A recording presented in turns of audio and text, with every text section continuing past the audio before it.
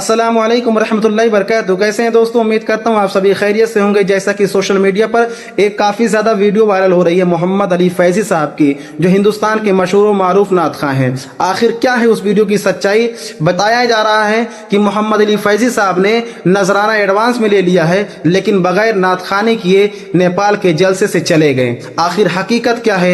आखिर क्यों बुरे तरीके से उनकी वीडियो को वायरल किया जा रहा है? कमेंट बॉक्स में लोग गालियां क्यों दे रहे हैं? कमेंट बॉक्स में बुरा क्यों कह रहे हैं? आइए पूरी हकीकत जानते हैं। मोहम्मद अली फैज़ी साहब ने उस जलसे की पूरी हकीकत पेश कर दी है इस 17 मिनट की वीडियो में। आइए टाइम निकाल करके इस वीडियो को हम सुनते हैं और ज्यादा से ज्यादा इस वीडियो को उन लोगों तक शेयर करते हैं जो कमेंट बॉक्स में मोहम्मद अली फैज़ी साहब को गालियां दे रहे हैं, जो कमेंट बॉक्स में मोहम्मद अली फैज़ी साहब को बुरा कह रहे हैं और उनकी वीडियो को गंदे तरीके से वायरल किया जा रहा है। आइए पूरी हकीकत जानते हैं, पूरी सच्चाई सुनते हैं और वीडियो को शेयर करते हैं।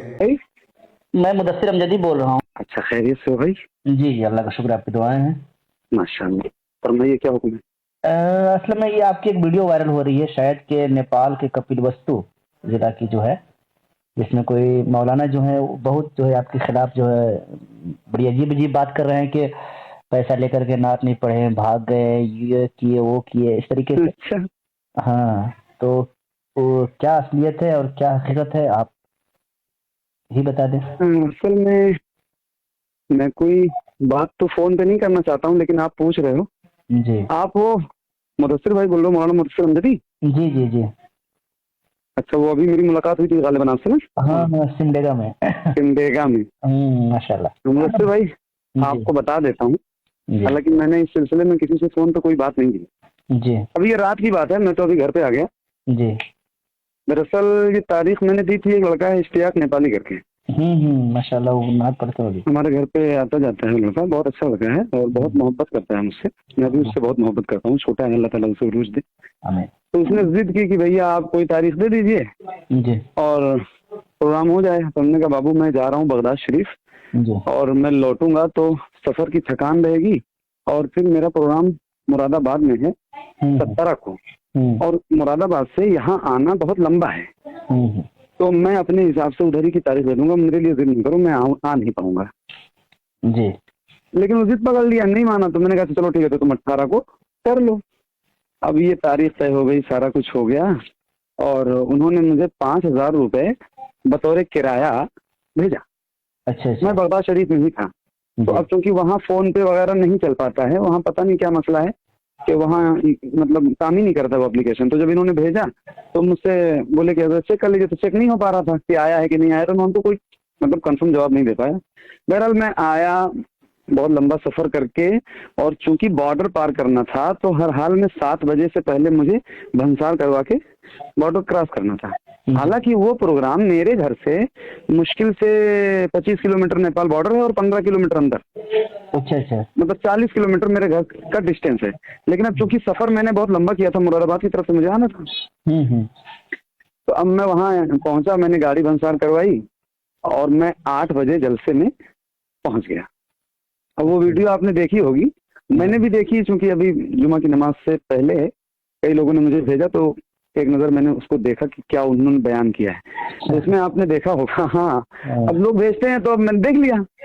और उसमें मौलाना तबरेज साहब बेचारे जो हैं वो बहुत नेक और बहुत अच्छे इंसान हैं। मैं मतलब बाई नाम उनको पहले से नहीं पहचानता था, बाई फेस मेरी मुलाकात उनसे मेरी याददाश्त में है। अच्छा। उन्होंने ही शायद मुझे वो पैसे भी भेजे थे, जैसा कि उस वीडियो में मैंने सुना। और जब वीडियो में सुना तभी मुझे पता भी चला कि उनका नाम तबरेज है। अच्छा। वरना वहां जब मैं पहुंचा हूँ 8 बजे, तो तबरेज भाई से मेरी फोन पे चूंकि बात नहीं हो पा रही थी, इश्तियाक मेरे साथ था और इश्तियाक की शायद बात हो रही थी मौलाना तबरेज से। तो वो लोग डायरेक्ट, मुझे कुछ लड़के आए कमेटी के और वो मदरसे में लेके चले गए। मदरसे में जब मैं पहुंचा तो वहाँ कम से कम 400-500 लड़के आ गए। अच्छा। और वो लड़के आए तो वो फोटो फाटा और ये दुनिया भर का जो खुराफात है सब, और परेशान करने लगे। तो मैंने कहा कि भाई मुझे अगर यहाँ रखोगे आप लोग तो पूरा जलसा यहीं चला आएगा, और मैं बहुत लंबा सफर करके आया हूँ और थका हूँ, तो थोड़ा कोई ऐसी जगह मुझे बता दो जहाँ मैं थोड़ी देर आराम कर लूँ, सो लूँ, बिल्कुल, है ना। मैंने कोई गलत बात तो नहीं की ना इसमें। जाहिर सी बात है, आदमी थका रहेगा तो आराम करना है ना। और उसके बाद वो मौलाना तबरेज साहब बेचारे, उन्होंने किसी से फोन के जरिए कहा कि उनको मेरे घर पे ले आइए। तो वो लोग मुझे उनके घर पे ले गए। जब मैं उनके घर पे पहुंचा तो वहाँ मौलाना फैजान जमाली साहब जो खतीब थे उस जलसे के, और मौलाना मुफ्ती रफीक खन्नापुरी साहब वो भी उस जलसे के खतीब थे। ये 2 खतीब थे। तो वो दोनों हजरात वहाँ पे पहले से मौजूद थे। मैं पहुंचा, सलाम दुआ, तो मौलाना तबरेज साहब आए। कुछ देर में वो आए वहाँ, और फिर मेरी उनसे मुलाकात हुई, लेकिन मैं नाम नहीं जानता था उनका, तो ये नहीं जान पाया कि यही मौलाना तबरेज है। खैर उन्होंने मेरी खैरियत पूछी, चाय पानी पूछा, खाने के लिए कहा। उनकी ज़ियाफत में किसी तरह की कोई कमी नहीं रही। हम लोगों ने खाना वगैरह खाया, और चाय पानी के बाद फिर उन्होंने मुझसे कहा, हजरत और कोई बात हो तो बताइए। तो मैंने कहा, नहीं भाई अब कोई बात नहीं है, अब आप मुझे माइक दे दीजिए।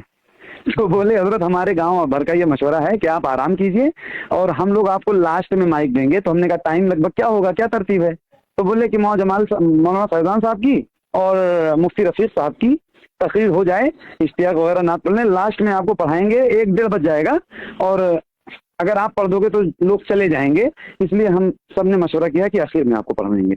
मैंने कहा कोई बात नहीं, अब मुझे थोड़ा सा आराम करा दो, मैं सो लूँ थोड़ी देर, जब आपकी मर्जी होगी तब मुझे ले जाना, लेकिन मुझे कोई डिस्टर्ब ना करे, मैं थका हुआ हूँ सफर से, और मैं थोड़ी देर आराम कर लूँ। तो उन्होंने एक अलग कमरे में मेरा इंतजाम भी किया, मौलाना तबरेज साहब ने। बता भी रहे हो, इंतजाम किया अलग कमरे में, और अच्छे से इंतजाम किया माशाल्लाह। उनकी ज़ियाफत में किसी तरह की वाकई कोई कमी नहीं रही। और वो फिर मुझे सुला के और ये कह के कि अब हजरत जब मैं बुलाने आऊंगा तब आपको चलना है, इस बात को आप नोटिस कीजिए। और वो कहिए तो मैं भी रिकॉर्डिंग भी उनकी सुना दूँ जो वीडियो में बोले हो। उन्होंने कहा कि मैं आपको जब लेने आऊंगा तब आपको चलना है, आप आराम कीजिए। मैंने कहा ठीक है कोई बात नहीं। अब वो चले गए स्टेज की तरफ, क्योंकि उनको और भी काम था। मौलाना एक मिसबाही साहब कोई थे, वो कमरे में आके बैठे, काफी देर मौलाना फैजान वगैरह से बैठ के बातचीत होती रही।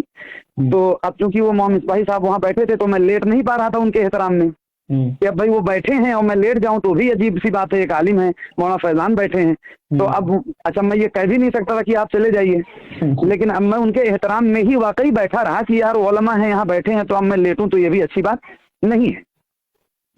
तो कुछ देर के बाद मिसबाही साहब जो वहाँ बैठे थे कमरे में, उनका नाम मैं भूल रहा हूँ, मुझे याद नहीं आ रहा है, उनके पास फोन आया और उन्होंने कहा कि मौलाना फैजान साहब आप तैयार हो जाइए और चलिए स्टेज पे, आपका बयान होना है।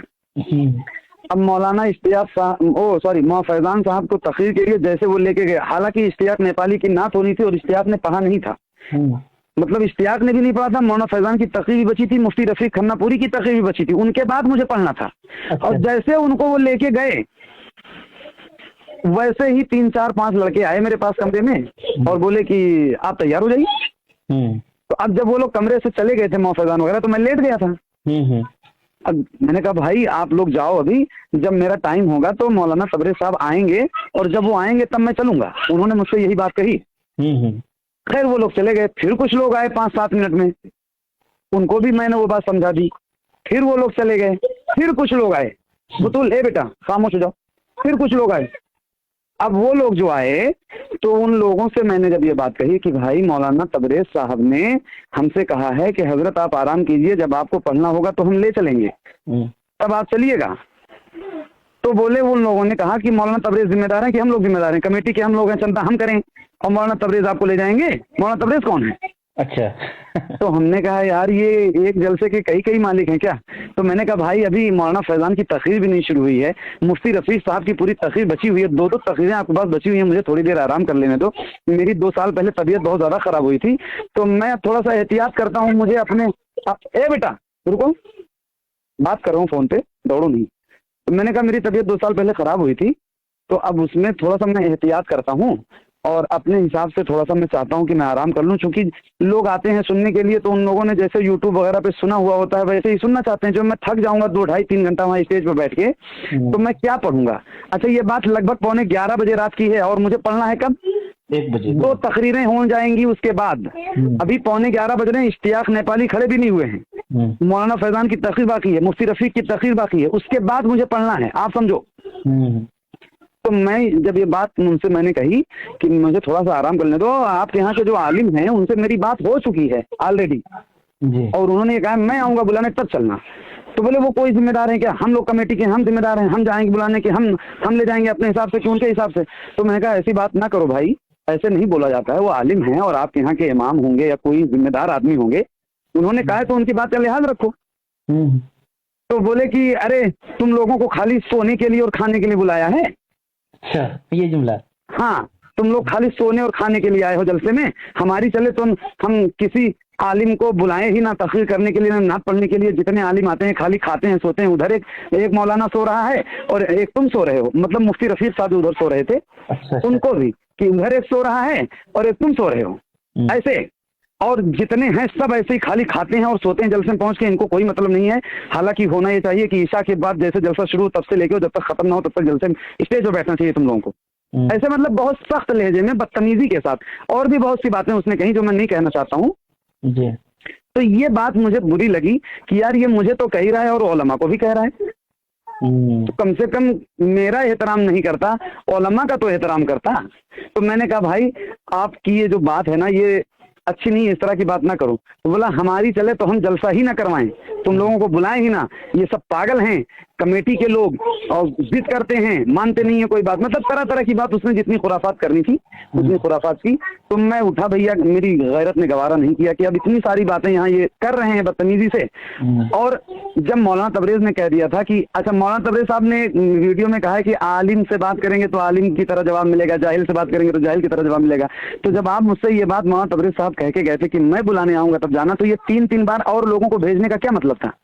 वही तो आप समझो इस बात को। उन्हीं का जवाब दे रहा हूँ मौलाना तबरेज साहब का। उन्होंने खुद ही ये वीडियो में बात कही है कि मैंने मोहम्मद अली की शायद के मौलाना तबरेज से वो लोग बगैर पूछे आ जाते होंगे सिर्फ अपनी। ऐसा भी हो सकता है, ऐसा भी हो सकता है। लेकिन मौलाना तबरेज साहब के इल्म में अगर ये बात नहीं थी कि वो 3 बार बुलाने गए तो बयान कैसे किया उन्होंने? इसका मतलब उनकी जानकारी में थी ये बात कि वो लोग जा रहे हैं आ रहे हैं, है ना? तो वो खुद ही कह चुके थे कि मैं जब आऊंगा तब आप चलना, और ये बात वो मुझसे कह चुके थे।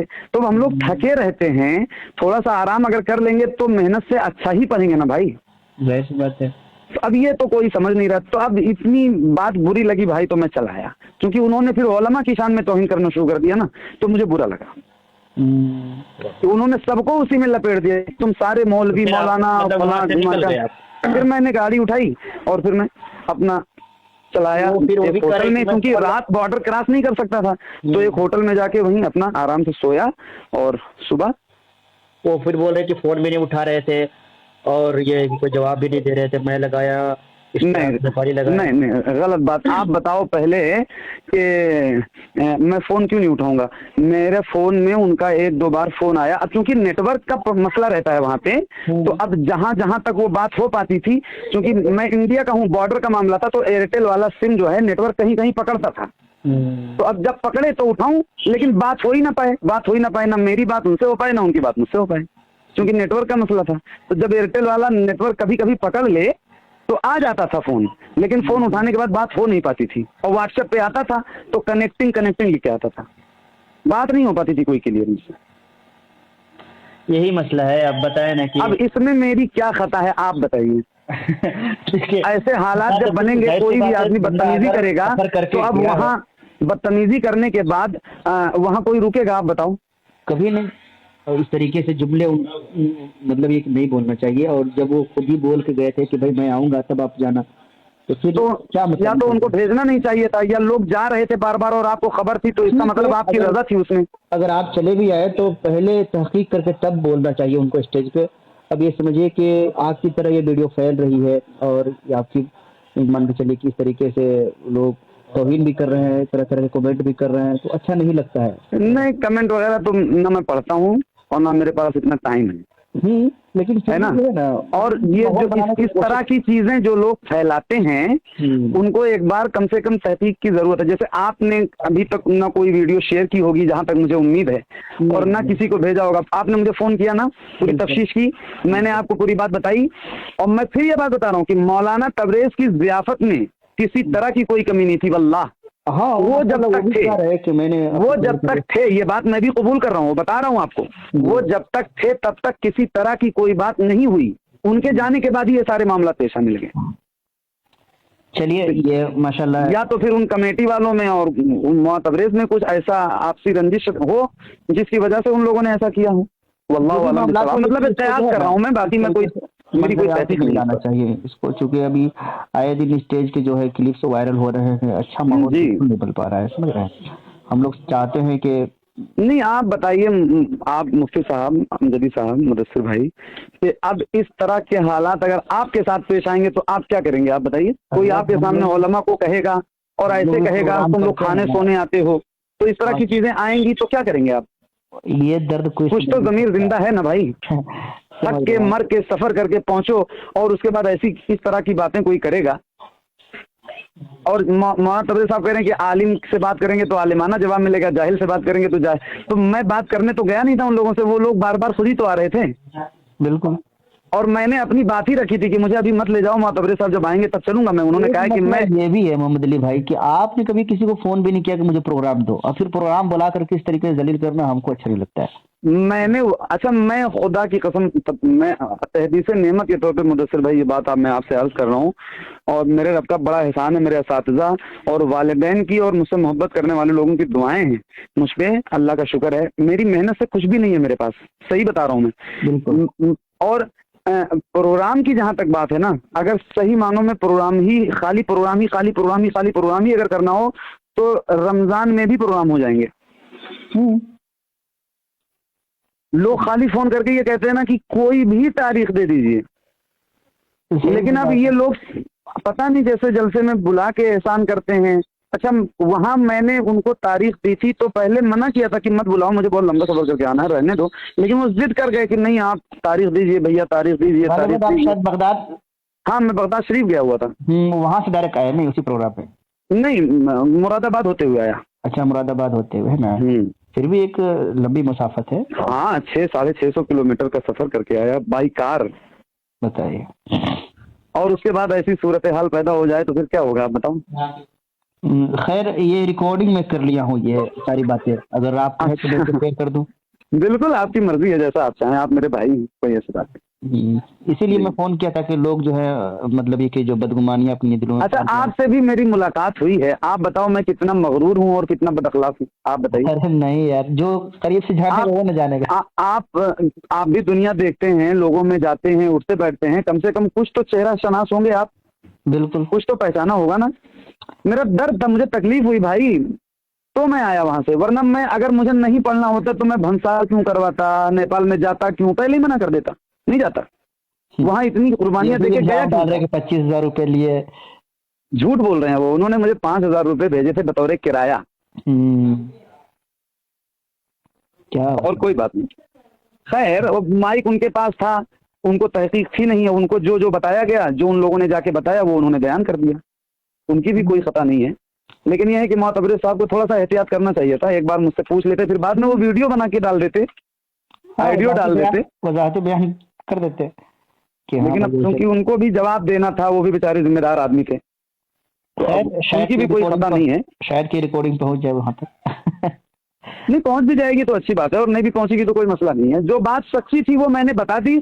अब बिला वजह मैं वहां से चला आया तो मौलाना तबरेज़ को गलत कहना, इल्जाम उन पे लगाना, ये गलत है ना। जिसने मेरे साथ अच्छा किया उसको अच्छा ही कहूंगा।